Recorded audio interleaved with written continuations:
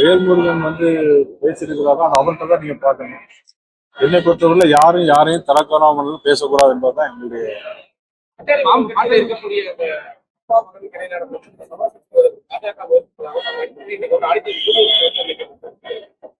அதாவது அவருடைய உள்கட்சி பிரச்சனை அல்ல, உள்கட்சியின் பிரச்சனையில பேசுவது அவ்வளவு நாகரிகமாக இருக்கு. அது மட்டும் இல்ல, அதனுடைய அவங்க ரெண்டு பேருமே அப்பா மகன் அவர்களுடைய சொந்த பிரச்சனை, அது அவர்கள் பேசி தீர்த்துக் கொள்ள வேண்டியது. குருமூர்த்தி போக வேண்டிய அவசியம். குருமூர்த்தி சைதராமசாமி அதிமுகவுடைய நிர்வாகி, RSS பாஜக ஆதரவாளர் குருமூர்த்தி இப்பெல்லாம் போய் சமரசம் செய்ய வேண்டிய அவசியம். ஆக அவங்க தனிப்பட்ட முறையில் போயிருக்கிறாங்க. அதற்கும் பாரதிய ஜனதா கட்சிக்கும் எந்த விதமான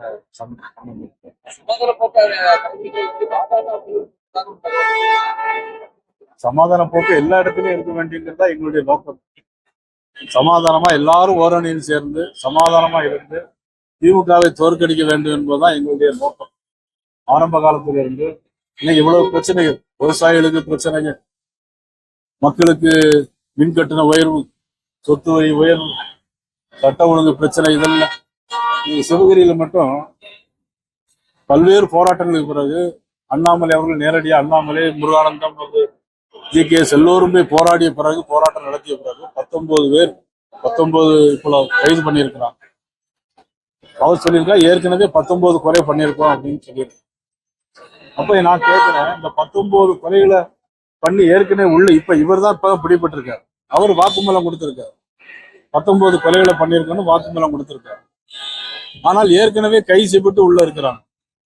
அப்ப ஏற்கனவே கைது செய்யப்பட்டு உள்ள இருக்கிறவங்க நிரபராதிகளா? காவல்துறை அவர்களை தவறான முறையில் கண்டுபிடிக்க வேண்டிய நோக்கத்தோடு அவர்களுக்கு அதை கொடுத்திருக்கிறார்களா என்று சிந்தித்து பார்த்தால் தவறே செய்யாதவர்கள் தண்டிக்கப்பட்டிருக்கிறார்களா? இவர்கள் ஏன் இதுக்கு முன்பு கைது செய்யப்படவில்லை என்பதுதான் எங்களுடைய கேள்வி. நிச்சயம் அதாவது இது எப்படின்னா, இது ஒரு சாதாரண விஷயமா இல்லைங்க. இன்னைக்கு இவ்வளவு பெரிய போராட்டத்துக்கு பிறகு 700-800 போலீஸ், காவல்துறை போலீஸ் எல்லாம் அங்க போய் ஏதோ கண்டுபிடிச்சுன்னு சொன்னது பிறகு அவன் இப்பதான் ஒத்துக்கிறான், நாங்க 19 கொலைகளை பண்ணியிருக்கோம் அப்படின்னு.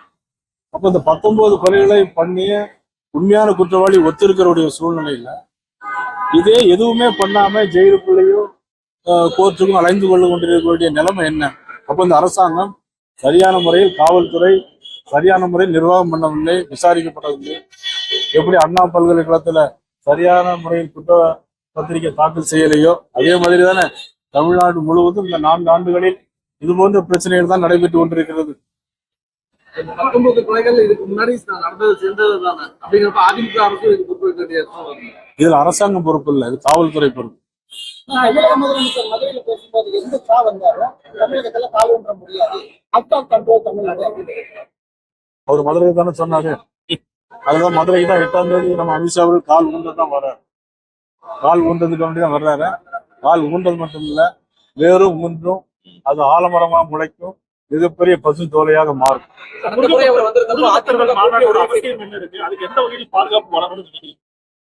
முருக பக்தருடைய மாநாடு ஏற்கனவே அரசாங்கம் ஒரு முருக பக்தர் மாநாடு அதுக்கு போட்டியாக நடத்தணும். திருப்பரங்குன்றம் மலையில் காலங்காலமாக நடைபெற்று வரக்கூடிய பழக்க வழக்கங்கள் அப்படியே இருக்கலாம். ஆனா நாடாளுமன்ற உறுப்பினர் நவாஸ் கனி அவர்களும் சட்டமன்ற உறுப்பினர் அப்துல் சமத் அவர்களும் அங்கு போய் அவர்கள் போனதன் அடிப்படையில் எல்லோரும் விழித்துக் கொள்ள வேண்டிய ஒரு சூழ்நிலை ஏற்பட்டது. அது சிக்கந்தர் மலையாங்கிற பெயரெல்லாம் வேற வச்சுட்டாங்க.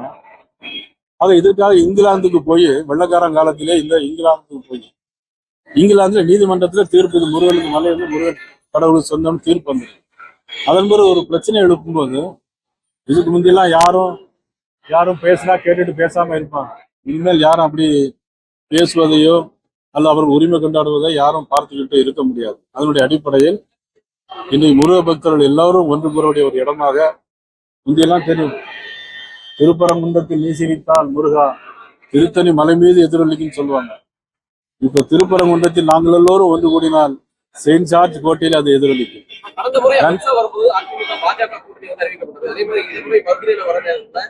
அரசியல் முக்கியத்துவம் வாய்ந்த ஏதாவது அறிவிப்புகள் இருக்குமா? அது வரும்போது பொறுத்திருந்து பாருங்க. இப்போ எல்லாருமே சமாதானமா சொல்றீங்க.